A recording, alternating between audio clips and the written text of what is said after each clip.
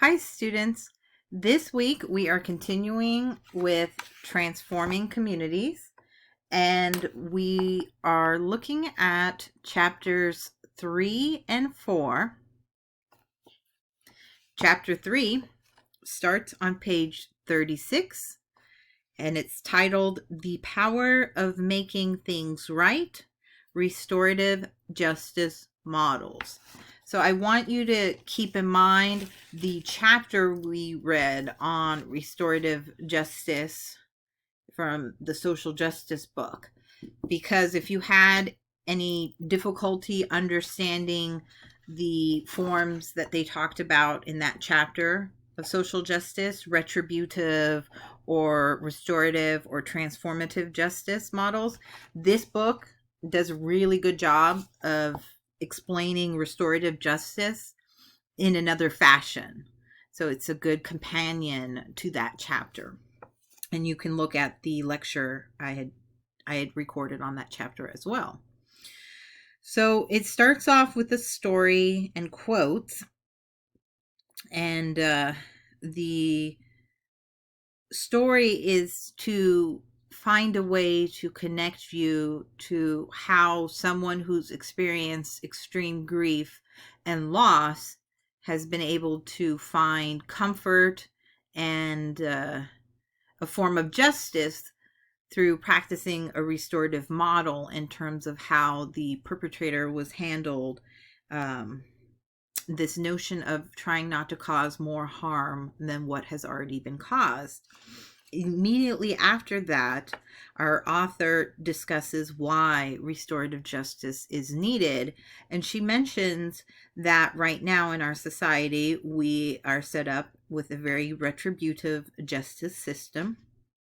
And that has been operating for hundreds of years at this point. And she says at the bottom of page 37, disparate sentencing based on race and class has become a common subject of discussion in some circles. The higher likelihood of an innocent person ending up on death row if they are Black was heart-rendingly detailed in Brian Stevenson's book, Just Mercy. And the phrase school to prison pipeline, which some have renamed the cradle to prison pipeline, points to how some children are more likely to be suspended for disciplinary issues based on race, and suspension rates correlate to juvenile detention and to long prison records. And so she is talking about how our current model of justice is not giving justice to anyone, and it's actually hurting communities, and it is hurting very specific racial communities. And it's another reason why we have to move away from that model of justice, because it's not equitable and it's unjust, and it's hurting our society, it's hurting our nation, it's hurting our families and our communities. She gives some history about how restorative justice emerged and its various forms. She doesn't give enough history in terms of the fact that she gives credit to the fact that it began thousands of years ago with indigenous communities. And that is talked a little bit when we were looking at the chapter of indigenous justice and post-colonial and decolonial justice in the social justice book. Indigenous tribes have had a different way of dealing with crimes or wrongdoings within their communities. And so she mentions that specifically, she ties it to the Aboriginal peoples from Canada. And so she gives a little history there, and there's some footnotes, so you could do additional research on that if you're interested. Then she talks about how restorative justice works, and she gives a very interesting example here about two youths in Iowa who were caught painting swastikas on a synagogue, and that the members of the synagogue called for the judge to throw the book at the youth for their heinous crime. However, the attorney asked the rabbi if the members would be willing to sit down with the youth to try a restorative justice process instead, because these were very young people, and if they had gotten the most extreme punishment for performing what is essentially a hate crime, it would have ruined the rest of their lives. And as we all know, as youth, we can do really stupid things. And so the rabbi is willing to meet with the youth and have the youth meet with the Holocaust survivors from the synagogue. And they have a conversation. And it's a really important one where those that have been harmed have a chance to voice their pain, their grief, and their hurt.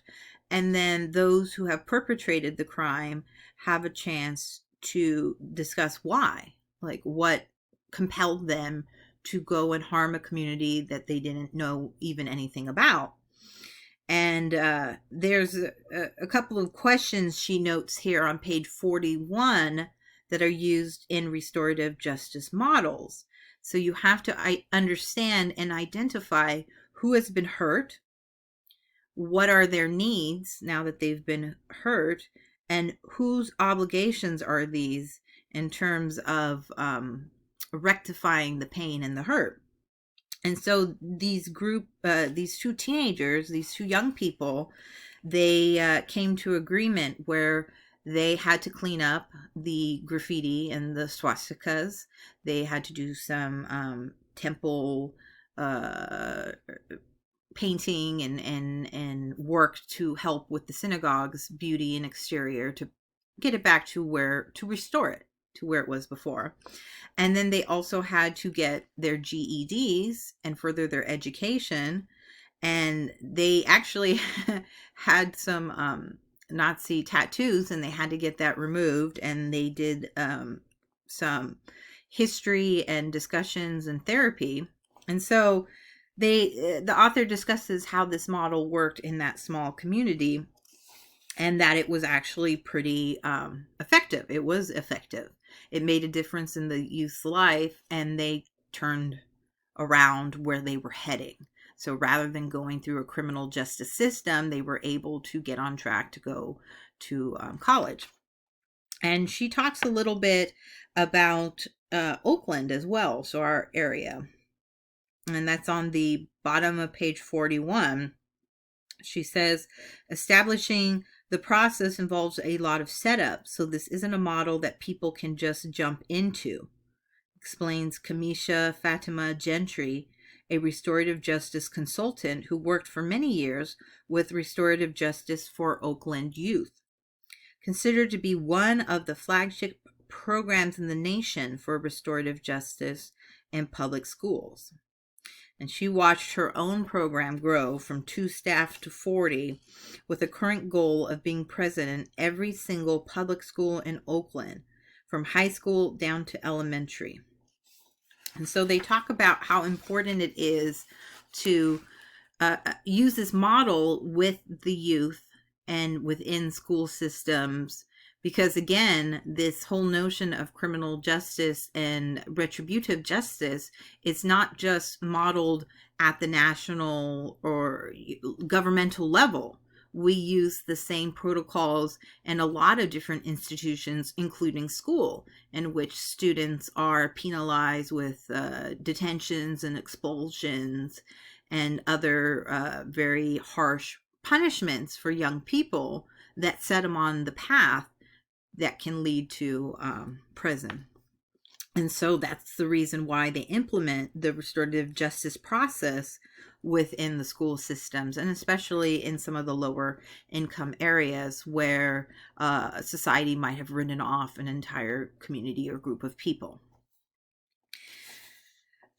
She discusses on page 43 some of the challenges that there are to restorative justice. Obviously, there's major skepticism about whether it actually works. You have many people within the system that are aware of the failings of the current system, but politicians have this need to be perceived as tough on crime. And we were hearing about it already with this most recent election with Trump and law and order. You hear this need to push that we're going to stop the bad people. And so when you have politicians not supporting on the ground level for guards and wardens and chaplains and probation officers to actually try to implement restorative justice measures, you have this disconnect. And so it gets harder. You don't get funding for it. It's not encouraged. And so she discusses that a little bit in the section. And she says the payoff, though, is worth all the resistance, and it's worth the fight to implement a restorative justice model. As you continue, there's a little bit about the philosophy around restorative justice on page 45, very close to the end of the chapter. She says, being a product, and she's quoting actually Kamisha Fatima here, being a product of our environment can hold us in harmful ways, but also in beautiful ways.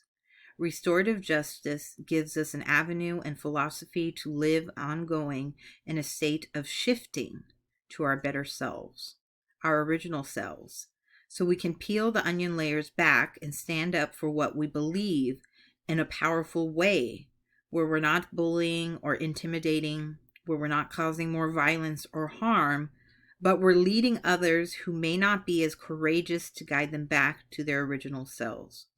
It's about how to be human, learning and relearning how to be, how to build. And the chapter ends with the usual, here's where you can learn more information about restorative justice models, because it's not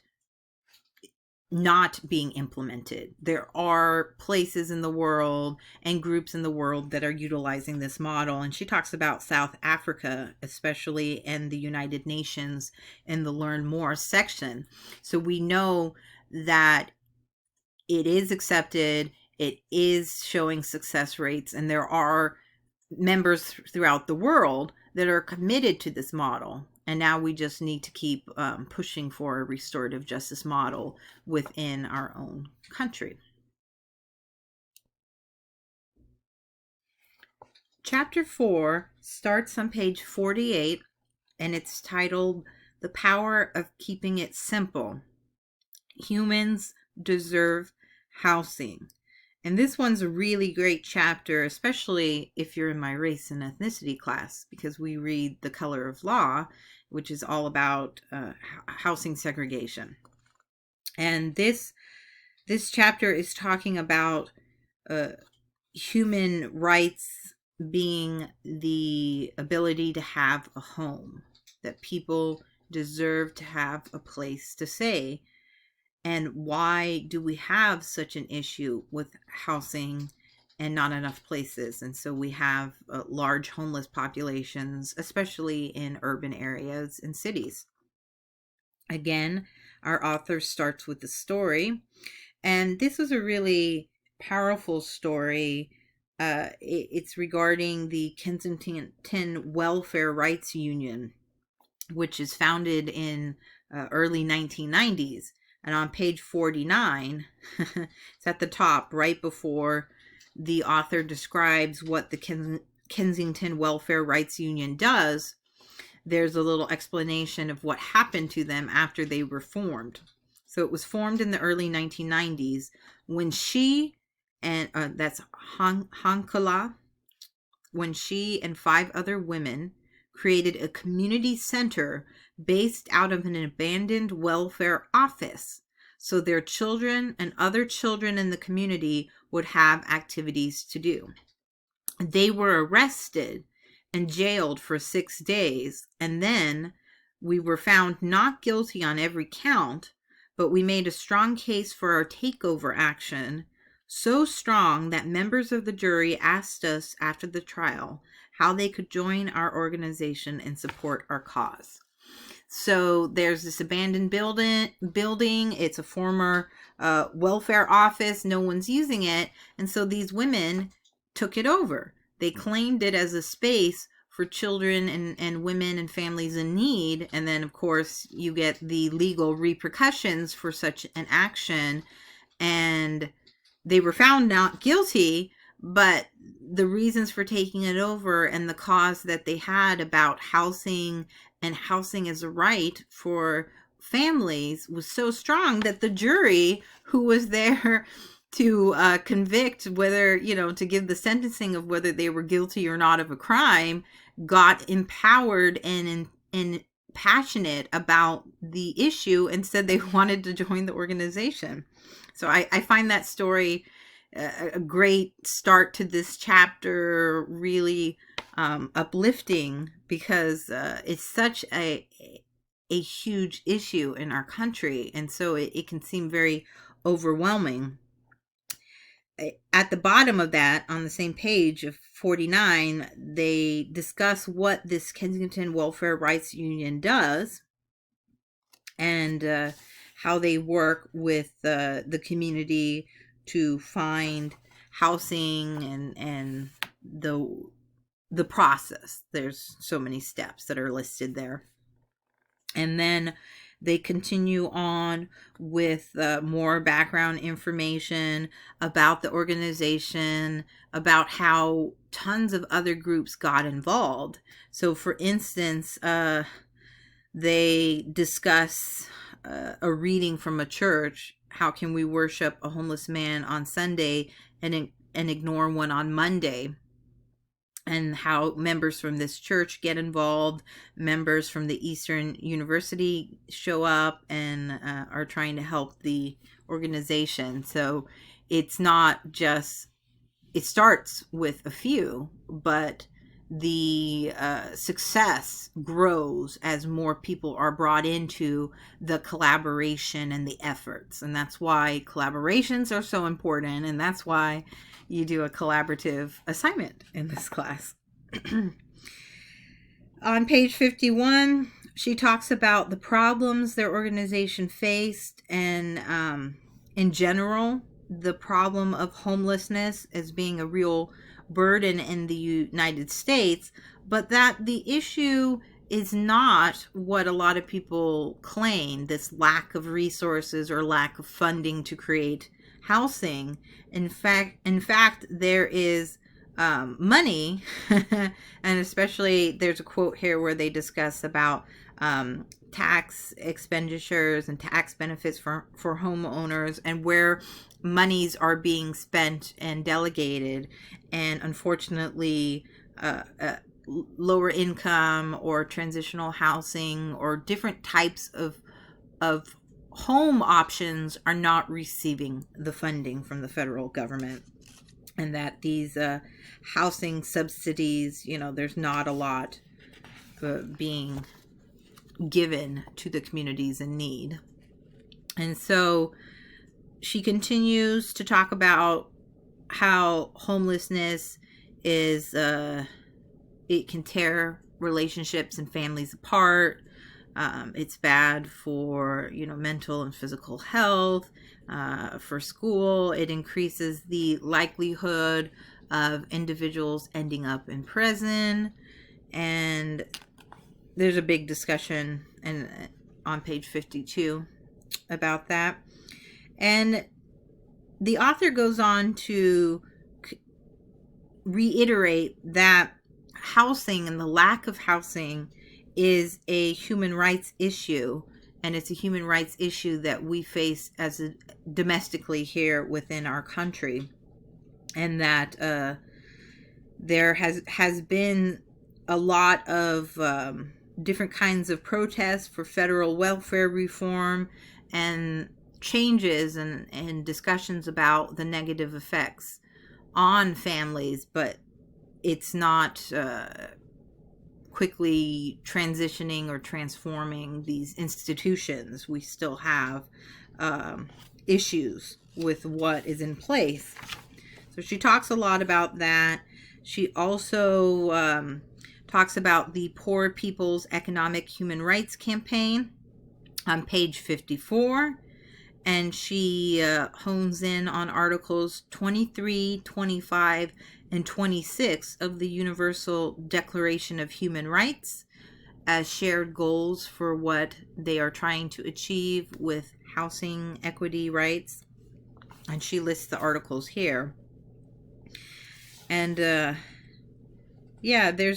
unfortunately there's a lot of hurdles to overcome, and it's definitely an area that needs even more involvement and more legislation being done within state and federal funding for where the monies are being delegated. The chapter ends with on page 55, it's titled One Strategy for Collaboration Without Co-Optation. And she speaks about a very specific triumvirate of what the organization, the Poor People's Economic and Human Rights Campaign, does, this nationwide campaign that partners from coast to coast here in our country. And she bolds these areas. The first one being projects of survival. So you have food giveaways, housing and land takeovers, community gardens, and food distributions. And community gardens are so powerful and so key.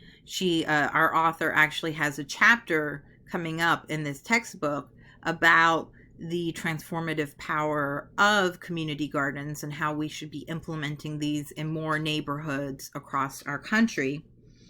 There's movement building is the second bolded one. Marches, national bus tours, and truth commissions to draw attention to these human rights violations faced by poor Americans. And the last one that she bolds at the top of page 56 is educationals.